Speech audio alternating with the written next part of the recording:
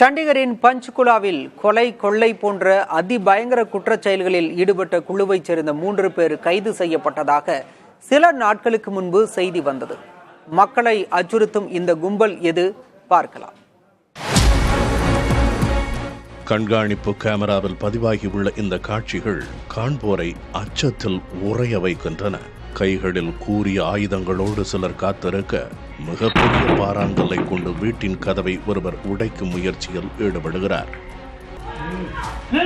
கதவை உடைத்து உள்ளே சென்றதும் வீட்டில் இருக்கும் பொருட்களை கொள்ளையடித்துச் செல்வதோடு தடுப்பவர்களை கொல்வதையும் வாடிக்கையாக கொண்டுள்ளனர் இந்த கொள்ளையர்கள். இக்கொள்ளையர்களின் பெயரை கேட்டாலே வினோதமாக இருக்கும். பனியன் கொள்ளையர்கள்.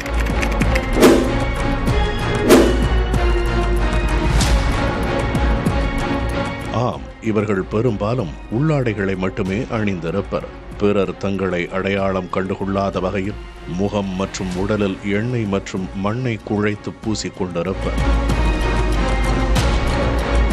பெரும்பாலும் பின்னிரவில்தான் இவர்கள் தங்கள் கொள்ளை சம்பவங்களை அரங்கேற்றுபவர்களாக உள்ளனர்.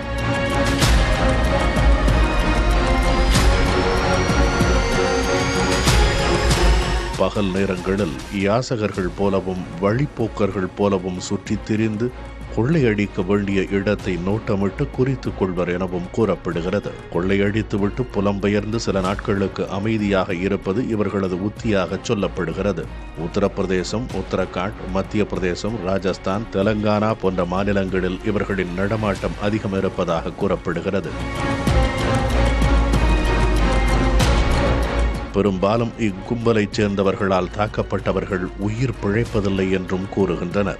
மக்களின் உயிருக்கும் உடைமைக்கும் அச்சுறுத்தலாக விளங்கும் இக்கும்பலைச் சேர்ந்தவர்கள் பெரும்பாலும் ஆள் அரபமற்ற வனப்பகுதிகளில் உள்ள குகைகளில் பதுங்கியிருப்பதோடு கைபேசிகள் போன்றவற்றை பயன்படுத்துவது கிடையாது என்கின்றனர்.